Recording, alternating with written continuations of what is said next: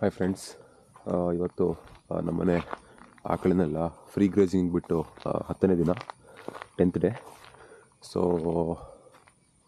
ಹುಡ್ಕೊಂಡು ಬಂದಿದ್ದೀನಿ. ಓಕೆ, ಎಲ್ಲಿದ್ದಾರೆ? ಇವತ್ತು ಸ್ವಲ್ಪ ಮೇಲ್ಗಡೆ ಬಂದಿದ್ದಾವೆ. ಇಷ್ಟು ದಿನ ಒಂದು ಇಲ್ಲಿ ಮಾಡ್ತಿದ್ವು, ಇಲ್ಲಾಂದರೆ ಈ ಕಡೆ ಮಾಡ್ತಿದ್ವು. ಇವಾಗ ಸ್ವಲ್ಪ ಕ್ಲೈಂಬ್ ಮಾಡ್ತಿದ್ದಾರೆ ಮೇಲ್ಗಡೆ, ಕಾಣಿಸ್ತಿರ್ಬೋದು ಅಲ್ಲಿ.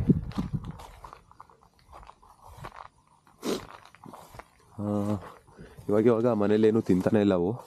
ಅಂದರೆ ನಾವು ಹಾಫ್ ಡೇ ಮಾತ್ರ ಫ್ರೀ ಗ್ರೇಸಿಂಗ್ ಮಾಡಿಸ್ತೀವಿ. ಆಗ ಮಧ್ಯಾಹ್ನ ಅಥವಾ ಈವ್ನಿಂಗ್ ಹೋಗಿ ಒಣ ಹುಲ್ಲು ಹಾಕಿದ್ರೂ ತಿನ್ನೋದನ್ನು ಕಡಿಮೆ ಮಾಡಿದ್ದಾವೆ. ಅವರಿಗೆ ಹಸಿ ಹುಲ್ಲದೆ ಇಂಪ್ಯಾಕ್ಟ್ ಜಾಸ್ತಿ ಇದೆ. ಸೊ ಪ್ಲ್ಯಾನ್ ಮಾಡ್ತಿದ್ದೀವಿ ಅದೇನೆ, ಫುಲ್ ಡೇ ಬಿಡಬೇಕಾ ಏನು ಅಂತ. ನೋಡ್ಬೋದು ಆರಾಮ್ಸೆ ಇಲ್ಲಿ ಇದ್ದಾವೆ ತಿಂದ್ಕೊಂಡು. ನಾವು ಆವಾಗವಾಗ ಬರ್ತಿರ್ತೀವಿ, ಯಾಕೆ ಅಂತಂದರೆ ಸ್ವಲ್ಪ ಈ ಥರ ಕಾಡಿರೋದ್ರಿಂದ ನಮಗೂ ಸ್ವಲ್ಪ ಭಯ ಇರುತ್ತೆ.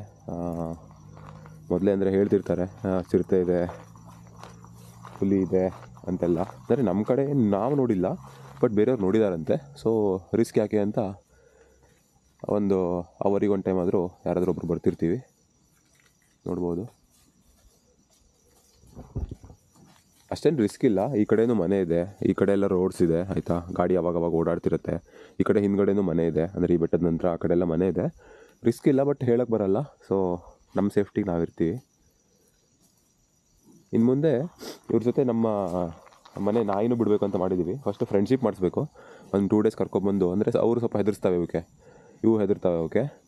ಸೊ ಒಂದು ಸ್ವಲ್ಪ ಫ್ರೆಂಡ್ಶಿಪ್ ಮಾಡಿದರೆ ಆಮೇಲೆ ನಾಯಿನ ಬಿಟ್ಟರೆ ಅವು ಕೂಡ ಇವ್ರ ಜೊತೆ ಇಲ್ಲೇ ಇರ್ತವೆ.